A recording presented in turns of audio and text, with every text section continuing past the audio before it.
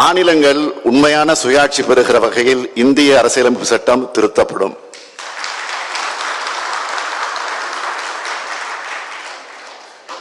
ஆளுநர் பதவி தேவை இல்லை என்றாலும் அந்த பதவி இருக்கிற வரைக்கும் மாநில முதலமைச்சர்களோட ஆலோசனை பெற்ற ஆளுநர்கள் நியமிக்கப்படணும். ஆளுநர்களுக்கு அதிக அதிகாரம் வழங்குகிற பிரிவு 361 நீக்கப்படும்.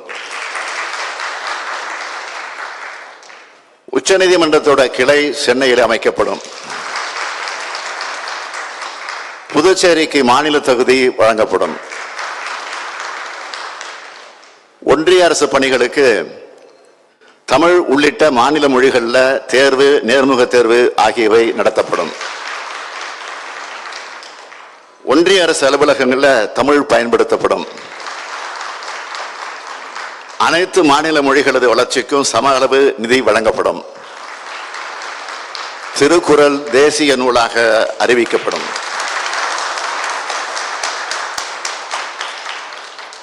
தாயகம் திரும்பிய இலங்கை தமிழருக்கு இந்திய குடியுரிமை வழங்கப்படும்.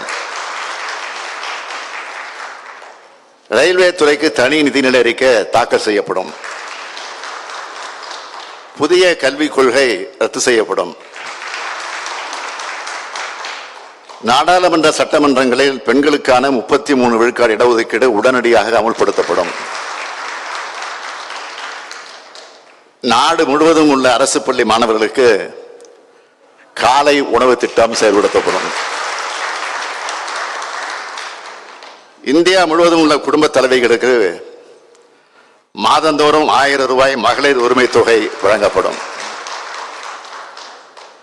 தமிழ்நாட்டுக்கு நீட் தேர்விலிருந்து விலக்கு அளிக்கப்படும். மாநில முதலமைச்சர்களை கொண்ட மாநில வளர்ச்சி குழு அமைக்கப்படும். மகளிர் சுய உதவி குழுக்களுக்கு 10 லட்சம் ரூபாய் வட்டியில்லா கடன் வழங்கப்படும்.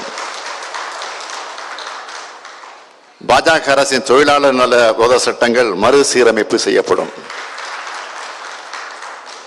தேசிய நெடுஞ்சாலைகளில் இருக்கக்கூடிய சுங்கச்சாவடிகள் முற்றிலுமாக அகற்றப்படும்.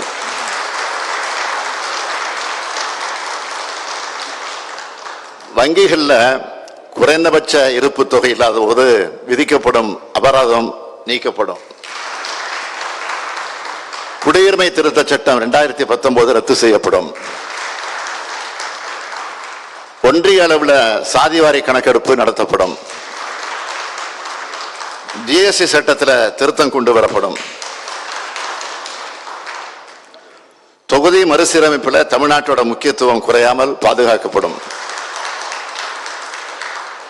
வேளாண் விளைபொருள்களுக்கு மொத்த உற்பத்தி செலவு பிளஸ் 50 விழுக்காடு என்பதை வலியுறுத்தி உழவர்களுக்கு குறைந்தபட்ச ஆதரவு விலை நிர்ணயம் செய்யப்படும். இந்தியா முழுவதும் மாணவர்கள் பெற்ற கல்வி கடன் தள்ளுபடி செய்ய நடவடிக்கை எடுக்கப்படும். விமான கட்டணம் நிர்ணயிப்பது முறைப்படுத்தப்படும். எல்பிஜி சிலிண்டர் விலை 500 ரூபாய், பெட்ரோல் விலை 75 ரூபாய், டீசல் விலை 65 ரூபாயாக குறைக்கப்படும்.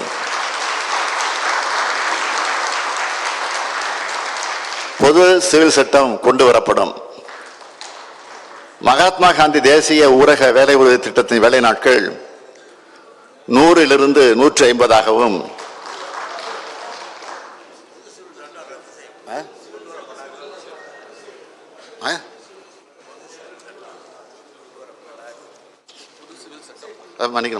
பொது சிவில் சட்டம் கொண்டு வரப்படாது. மகாத்மா காந்தி தேசிய ஊரக வேலை உறுதி திட்டத்தின் வேலை நாட்கள் 100 150ஆகவும் ஊதியம் 400 ரூபாயாகவும் உயர்த்தப்படும்.